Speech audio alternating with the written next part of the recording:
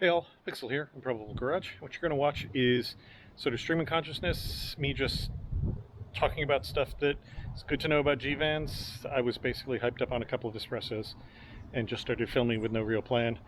So enjoy, hopefully it's useful. And frankly, while we're here, door handles, these, all the replacement ones you can buy new are crap. They are. They're made out of even cheaper pot metal, and they'll snap through just regular use. So if you can find factory original GM ones, it's worth it. These were also used, I believe, on 67 to 72 Chevy pickups. So that's another source for these. These door the armrests like this, the vintage style ones, nobody reproduces them for the vans, but they do reproduce them for those same year pickup trucks. They're a different look, but they fit the factory holes on the vans. Also, every van has the holes for these. This is a 95, it was a conversion van with a full door panel. When I pulled that off, there were the two holes for this and the two threaded bungs in the door. So I could just put the older style one on. So this is an older door panel. This is an older door thing. That was the factory one, these were the factory ones. So be aware of that. And the nice thing is that the Chevy pickup ones, like I said, they look a little different, but they fit the same. They still look like a factory piece, and they're available in a variety of colors. So also, if you change your interior color, you might be able to get lucky and find one that's a closer match to your new color. Door panels themselves, all vans that had window switches used the same door panel. All vans that didn't use window switches used the same door panel. Weirdly, the door panels, these aren't the original 95 ones. The ones that were on my 95 under my conversion van panel had this, but there was also a random hole over here for no reason I could ever determine. So this is just off of an earlier van that didn't have that hole. Vent windows, steel rubber, S-T-E-E-L-E rubber, makes the best quality rubber parts for these vans. They are not cheap, but the other companies are inconsistent. Some of them make great parts, some of them make crappy parts.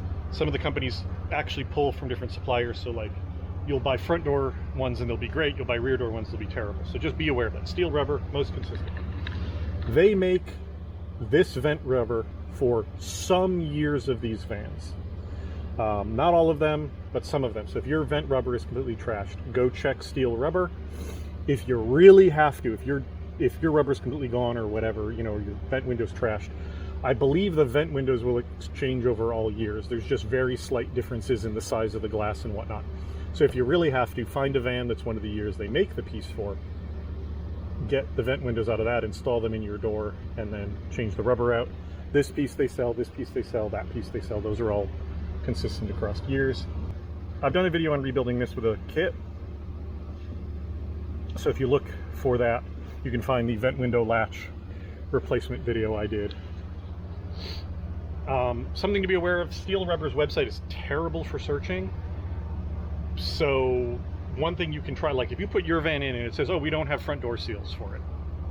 The front door seals are the same across all years, you know, so something like that. So if you're getting something like that where it says, oh, we don't have this part for your van, go in and try all the other options for the same year of your van. Like try the G10, try the G30, try the long wheelbase, try the short wheelbase, all of that stuff, because you might find that they don't list it for your specific van, even though it's the exact same part. It's a little iffier going like 1 year earlier, 1 year later because of stuff like the vent window, but door seals, front window seals, all windshield, by and large are this. Well, no, windshield's not the same across all years. There's two different kinds of windshield seals. You'll know instantly because if you have this over here where it lays on it and there's a black strip, you have the later window. If you don't have this black strip and the rubber is captured more inboard of this, you have the earlier window. You can put a earlier window in a later van, you can put a later window in an earlier van, but you have to get the window and the gasket that matches. You can't put a later window in with an earlier gasket and vice versa, because the later window is physically larger. It won't fit the way the the earlier one does. There's no consensus on which windshield's better. They both have their own flaws. Both of them can be prone to rotting out the area down here. It seems like, from what I've seen just being on van groups, it seems like the earlier windows are more prone to rotting down here. The later windows are more prone to rotting up here, but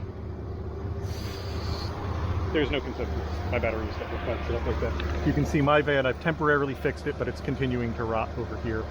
This rot here is not from the windshield. That's from up here. My upper, oh, it must have rained last night. There, see this up here, this drain channel? That's full of seam sealer, and as you can see, mine is failing. When that starts failing, water starts getting under there, and it causes rot all the way around the van. So if you've got rot or rust or water in weird areas high up in your van, it's that. You're going to need to grind out all the old seam sealer. This is a project I've been putting off, but I desperately should be doing because it's stupid not to. You need to grind all of that out with a wire wheel. You need to put in good quality seam sealer. The best bet is 3M self-leveling seam sealer. Get the van more or less level up there. You put that stuff in and it'll make a nice smooth finish.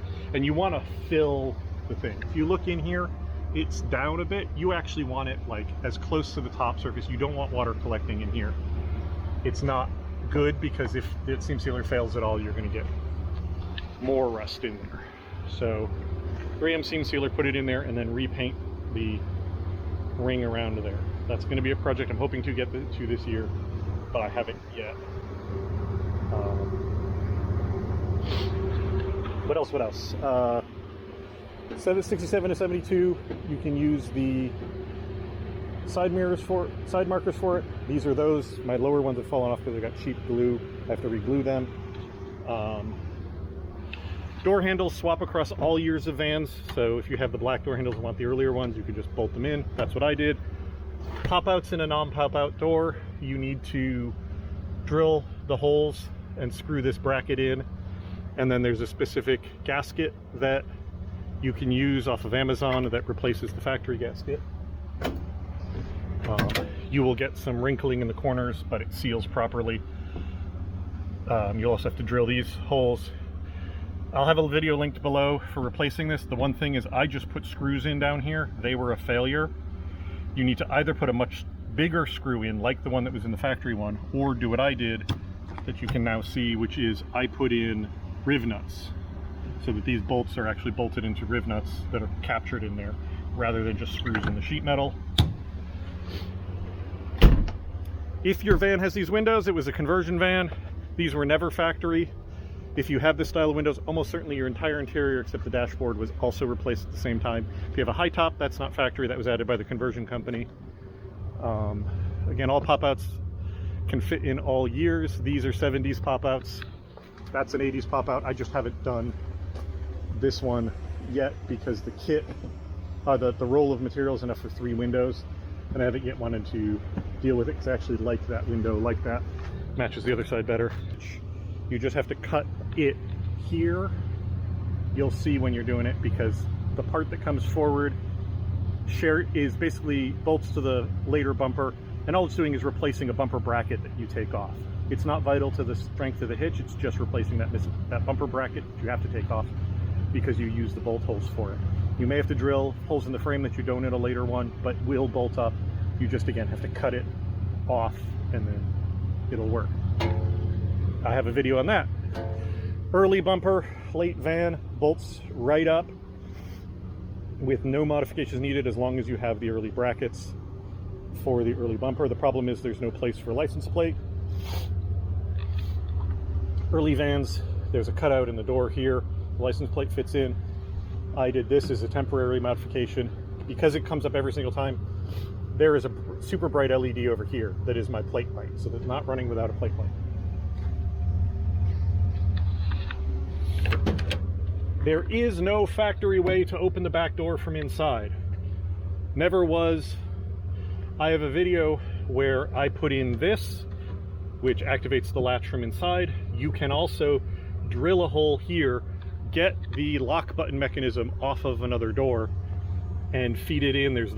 I think you might have to drill a hole for it. There might already be a hole for it. I can't remember now. But you can make this door lock and unlock from the inside. You can make it able to be opened from the inside. This is a limiting strap, keeps the door from opening too far. If you pull this pin, the door will open all the way. There's also ones that have fabric limiting straps. This style's a little bit nicer because the door will lock in the open position. So even if you're on a bit of a hill or whatnot, It will lock in the opening position. The downside of it is this mechanism intrudes into the van. So if you're building a bed here, this may get in the way. You can swap for the fabric strap ones by just getting the bracket, the strap, and the other bracket. They just bolt in, they use the same holes. You can put early taillights in a later van that has the big taillight. The thing to be aware of is the part under this edge here is not finished in a later van the way it is in an early van. So you will either have to finish that edge, fill it and smooth it and whatnot so it looks nice, or you will need to find one of these aluminum surrounds to put in, because that will cover that. This tail light is in sideways because I wanted to, because it looks cool, but also if you install it this way, it takes less work because all you have to do is drill where these 4 holes are on the inside bigger, because there's actually a nut on the back of this that needs to be able to fit in that space. If you install it the factory way, you will have to do some cutting of the body, and you'll have to make some brackets or something to hold them in place. I have a video on that. You can put a custom steering wheel in an airbag van.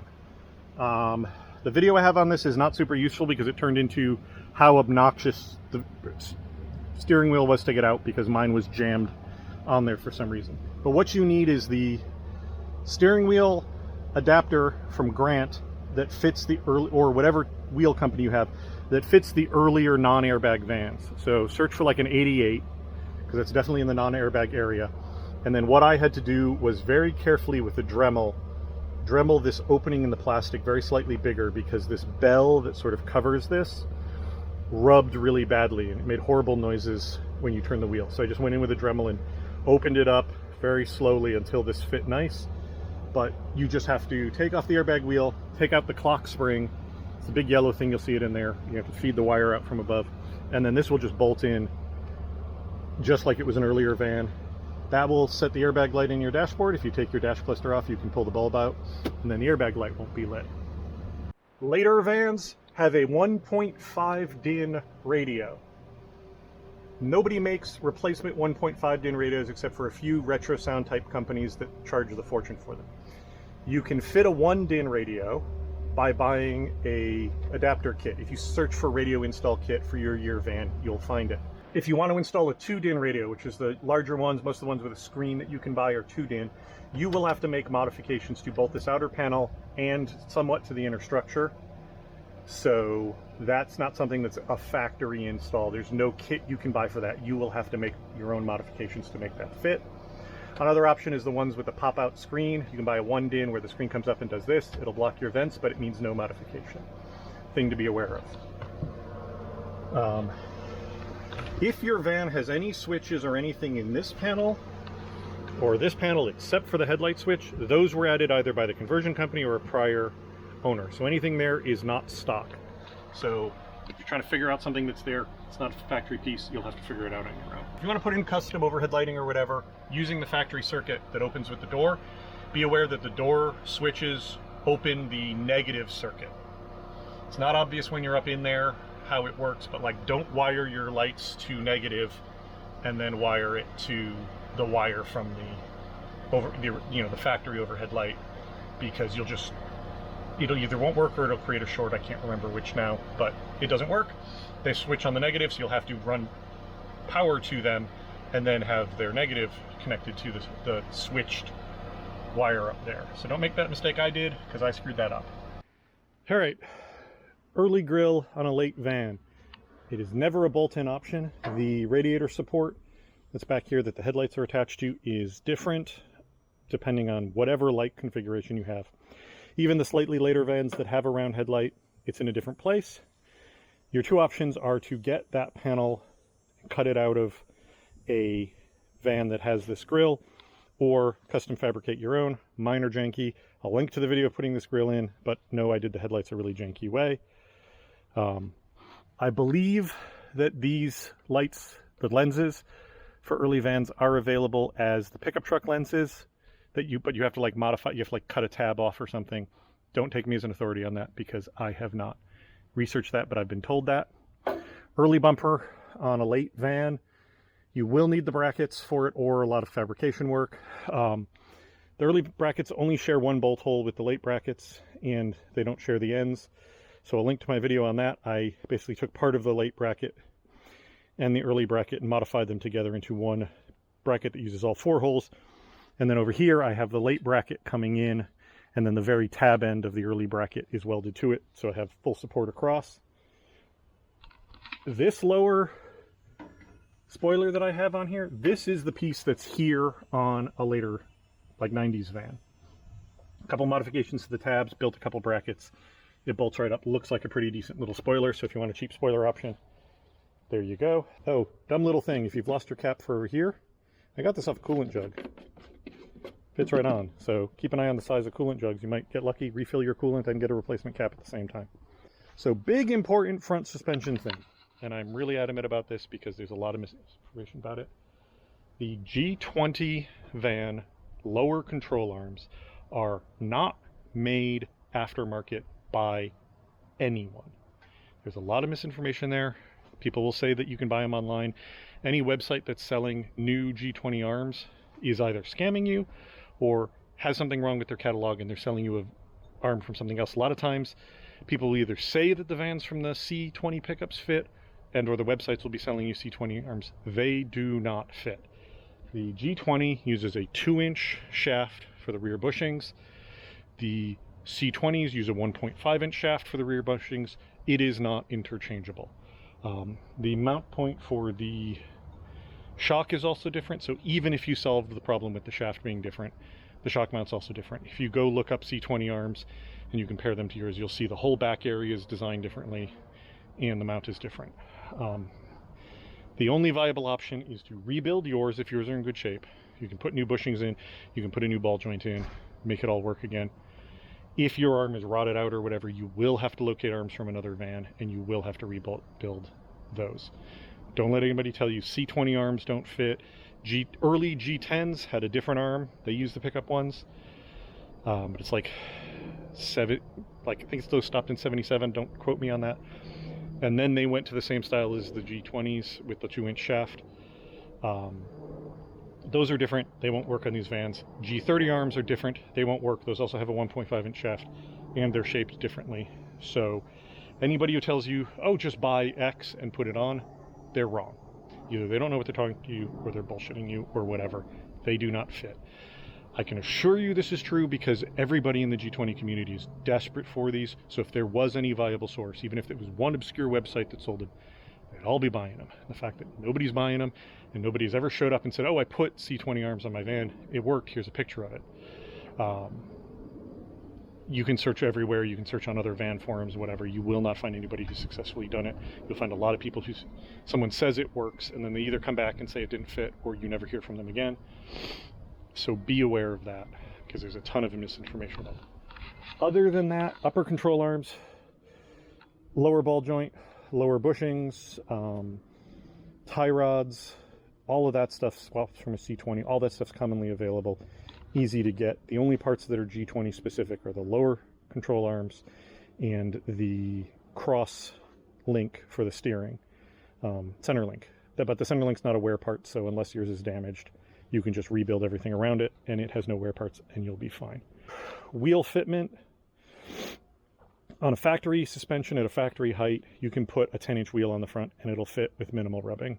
If you want to lower your van, C20 spindles, lowering spindles, will work on a G van. The thing you need to watch out for is there's 2 different styles. For the lighter duty van, G10 and C10 use a 1-inch rotor. G20s and some heavy duty G10s use a 1.25-inch rotor. So measure the width of your rotor this way and get the correct one because it makes a difference. You will need to do some modifying of the brake line coming out of the caliper and a little bit of clearancing here or there, but then you run into other clearance issues. This is a 15-inch wheel.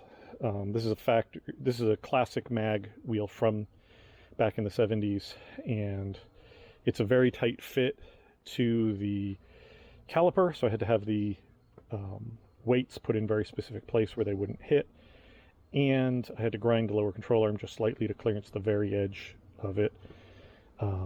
And then it ran into the problem of lowered van with a positive offset wheel runs into this really badly with a factory wheel, with a factory tire size. If you have the factory offset that's tucked in more, you're probably okay unless you like hit a bump with the wheel cranked really far. But with a positive offset like these have, it rammed in there.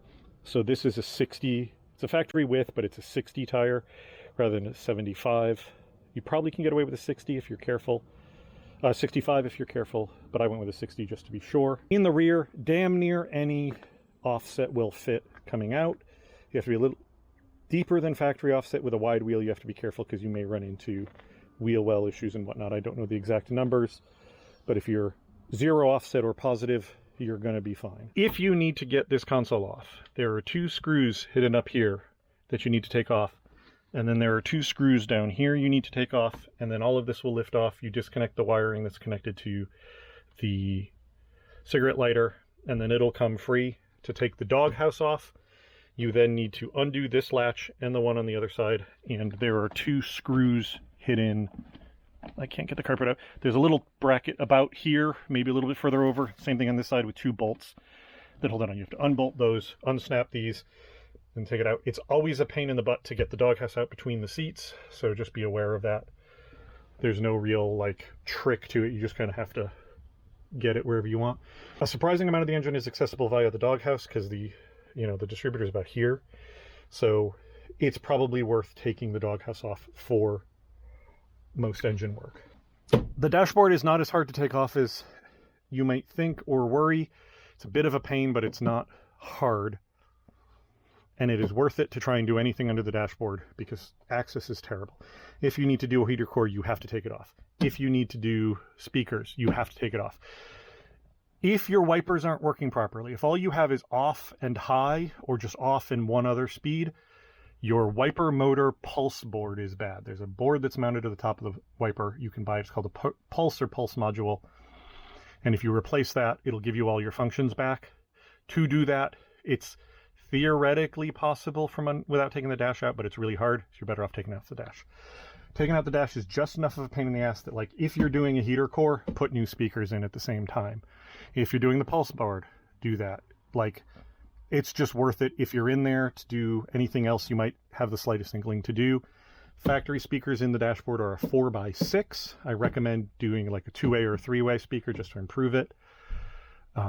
There is no factory rear speaker size because the cargo vans didn't have rear speakers. The conversion vans, the speakers were put in by the conversion company, so they were never a standardized size.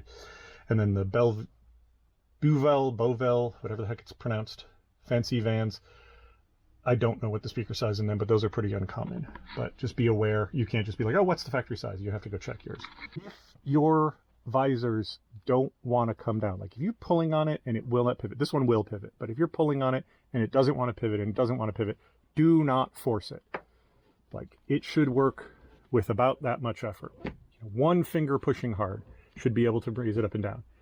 If you force it, you'll do what I did, which is break the hell out of the thing and still have it not come down, because the piece of metal that's built into the visors will get fused to the shaft that runs through it, and that joint, those 2 pieces of metal are jammed together much tighter than this cheap old foam, so you'll just tear the shit out of it, and this still does not go down. I have not yet done a video on it. I have a set of replacement ones, and I'm going to do some experimentation with this one to see if I can figure out if I can like put lubricant down it and free it up. Again, that video doesn't exist yet. When it does exist, it will get put down in the description. So if you don't see it, I haven't done the video yet. If you do go down there and see like windshield visor fix, then I have done it. But just be aware, if this doesn't want to turn, do not force it. You'll just break the visor. Rear view mirror. They suck. They all do. I'm sure if you've driven your van, you realize you have terrible visibility. Look into getting a rear view camera. Like this style, this is a full screen camera. I think they're like 10 point something inch is what they advertise it as. I won't recommend a specific brand because this is just a cheapy one I bought off of eBay. Again, video down below. But this straps over. You wire it to come on when the key comes on, and then you have a camera at the back, and this displays the full view out the back. It can be scrolled up and down like this to get different parts of that view. It's much wider view than you would get with a factory mirror.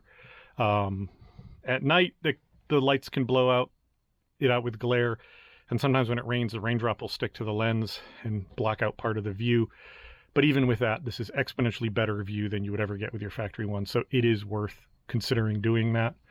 I have seen styles that replace the entire mirror arm, but I haven't found ones that are also the full view, which is why I still have this style in here. You may have noticed my dash cluster is the circle kind, even though it's a 95, but you should have a square cluster. That is an earlier cluster that's been modified to fit. I don't specifically recommend it because it was a very pain in the ass and it's not perfect, especially like the turn signal lights are way down deep, so I had to drill out the holes a bit bigger and paint the edges black. And even then, if your head's a little off at a weird angle, you can't see the turn signal super well. But I wanted that look badly enough that I went and did it. If there's a problem with your dash cluster itself in a later van, try really hard to get a replacement cluster out of the same year. They look similar between the 90s years.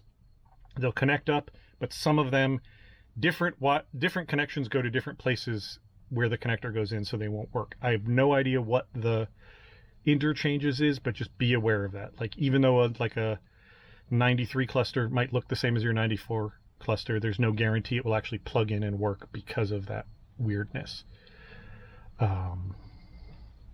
Earlier cluster will not go in a later van because later vans use an electronic speedo. Earlier vans use a cable one, so they are not interchangeable, even though they will physically bolt into the dash. If your steering column has play, if you can push on it like this or push on it like this and the steering column moves, there are 4 screws inside the steering column that come loose. Right now I've only got one that's a little bit loose, so I haven't dealt with it yet.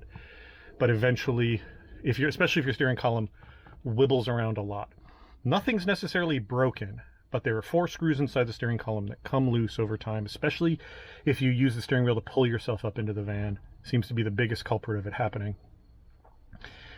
I don't have a video on it, but if you search like loose square body tilt column or loose GM tilt column, something like that, you'll almost certainly find a video on how to take it apart. You need to disassemble the whole column down to about here. Steering wheel comes off, retainer plate comes off, lock assembly, turn signal. It's a pain. But once you get down there, there's 4 screws that you basically take out, put red Loctite on, put back together in good and tight, and reassemble it. It costs you nothing but a tube of Loctite and like a day, and it'll fix that. So just be aware, if yours is loose, you do not have to replace your column, but you do have to take it apart to fix it. If your wipers don't spray or spray pathetically, I have a video on that. I'll link it down below. There's a bunch of potential causes, so I'm not going to go through them, but that video kind of walks you through. I push the button and what happens, here's the problem, that's that. Or like, so you can kind of go along with it and be like, okay, this is happening, so clearly let me try the next thing, and go through until you get to the point where you know what all the problems potentially are and you can walk through them and find out what's wrong with yours and fix them. My seats are a direct bolt-in in a later van. This van is actually running, I believe, 78 bases with early 90s seat belts and a 80s seat all bolted together. The only weirdness, as well as because I've been too lazy to deal with it, is this is the buzzer that tells you that the seatbelt is unbelted. This connector is different than the 90s one. Because I hate that buzzer, I haven't connected it, but I also keep forgetting to come in here and clip this wire off. The seatbelts kind of suck sometimes. They don't fit super well necessarily on larger people. I made myself an extender out of a spare seatbelt, just as you can see, duplicated the stitching. This is just literally like 2 ends from actually a Cadillac belt. But you can buy extenders. Seatbelt Planet sells them. I also recommend, if you want your belts rebuilt, or if you want to buy replacements, seatbeltplanet.com. I strongly recommend them. They're great people. I bought custom belts for my 56 Olds from them that I wanted to do something weird with them, and they were able to accommodate me. They will also tell you like what's safe and what's not. So if you call them up and be like, hey, I want to put this style of belt in this way, they'll be like, we can't sell that to you because it's not safe and they won't function correctly. If they don't have what you want on their website, call them and talk to them, because they're super knowledgeable and they can walk you through the process, either of finding the exact thing you need or finding something else that will work for it. I'm not getting paid by them. I paid $800 something for my full set of 6 heavily customized belts. So like, I only have good things to say about them, and they cost me $800. So, like, I want to be very clear about that. If you have a 90s van and you start the van, put your foot on the brake, and it won't shift out of gear, there is an interlock under that cover there that needs the brake pedal to be pressed, and then it will retract the solenoid that'll let it shift. I haven't had any issues with mine, so I don't know anything about the system, but just be aware that's a issue on the 90s van if it just won't go into gear for some reason. It's problem with that interlock. If your heat or AC is only coming out of these top vents, you have a vacuum leak. The entire vent system, as far as whether it's on heat or cool or vent or that or feet, is all vacuum powered off the engine. So one, they'll end up blowing up there if you just turn it on when the van is off because it loses vacuum. But also, if there's a vacuum problem somewhere in the system, it defaults to defrost. There's a blender valve in here that can go bad. What you might want to do is take that out, take it apart. It's got a pin down the center with a little metal ring that clips onto it. Those are also known to fail, and the whole valve will just open up and be a vacuum leak. So if you hear a hissing over there, that's definitely your problem. But take that valve apart, grease the seal where the two you'll see what I'm talking about when you take it apart, where the two halves go together with a little bit of grease to help make a better seal there, and then either put a bolt and nut down the center of it, or some people have had luck with what are called Christmas tree fasteners for like wheel liners and whatnot. If you search Christmas tree fastener, you'll find out what I'm talking about. Some people have had good luck using one of those to hold the two halves of it together. Nobody makes it new that I'm aware of. The pickup truck one is different, unfortunately. So try and rebuild yours. There's a vacuum line that runs from that out to the engine. That is this line right here. It disappears up in there, goes to the engine and goes to this. This is a vacuum reservoir that helps make sure you have enough vacuum so that, like, if you're accelerating hard, the vents don't all go to defrost for lack of vacuum. So if this is missing or disconnected, then it's not necessarily going to work properly. If this is missing or broken, look for a Corvette vacuum reservoir. They'll look different, but they'll bolt up here and they'll work just fine. Check all your vacuum lines, make sure there's no leaks. If you hear a hissing noise, that's probably where your leak is. Sheet metal availability. LMC truck, Mill Supply, both sell some sheet metal for this. You can also find it other places, but those are the two big ones. You can buy the lower rocker. You can buy the skin for that door. I believe the skins for these doors. Definitely the lower skin for the slider door, and I believe the insides of some of them. You can buy rear wheel wells. You can buy this piece, and you can buy this piece for it. And I believe at this time, those are the pieces that are available aftermarket. You cannot buy aftermarket doors. You cannot buy aftermarket hoods. The fender is welded on, including up here. It's spot welded up here and all the way around. Nobody sells a reproduction fender currently. There are reproduction fenders out there you can find, but they're from back in the day. There's nobody currently manufacturing it. The fitment on those aftermarket parts are not great. One of the biggest things is this wheel well opening stamping is different between the actual van and the aftermarket parts. So you might be better off replacing the entire wheel well rather than piecing it in like I did. My body work also just sucks, so ignore the like mediocre look there. But just be aware, metal is limited in availability. You're going to need to find parts off of another van.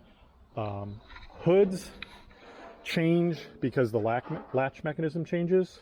So any hood you want to buy, get a good look at how your latch looks and get a good look at the replacement one. If it looks the same, it'll work. GMC and Chevy parts are interchangeable. There's no difference between them. Doors, all of them will bolt up. Early doors won't have this ridge in them. The windows are a little bit different. The mirrors are a little bit different. The connectors for power windows and power door locks may or may not change. I can't remember right now, but they'll all physically bolt up. Any van that has barn doors, the barn doors interchange. Any van that has a slider, the sliders interchange. This door never changes between all years. Early vans have that inset pocket in this door. Later vans do not, so be aware of that. If you find a good door with the pocket in it and you don't need it, put that door up on a van group and sell it and buy a different one, because dear God, rust-free pocket doors are something that people are always looking for, and please don't take one and take the pocket out of it, because you will make many vanners very sad. Oh, on this side, this whole lower piece, from like here down, is available, as well as the front rocker separately. And the fenders are different year to year. The brackets under the grille here are what change year to year, except that the very early vans, I believe, are either the van itself is not shorter, but the wheel well is a different shape. There's a major change in these vans from 77 to 78. That's when the metal grille went away and the plastic grille started. The doghouse changed and changed location. They actually shifted the doghouse over and changed its size, and the dashboard changed. And then over the years, these ribs appeared. I believe the rib in the main panel appeared sometime in the late 70s. I believe this rib appeared sometime in the late 80s. So that's it. That's everything I can think of off the top of my head right now. So hopefully you found something useful in all of that, or at least were amused by me going off on full ADD mode for a while. So thank you all very much for watching. I'll talk to you later. Bye.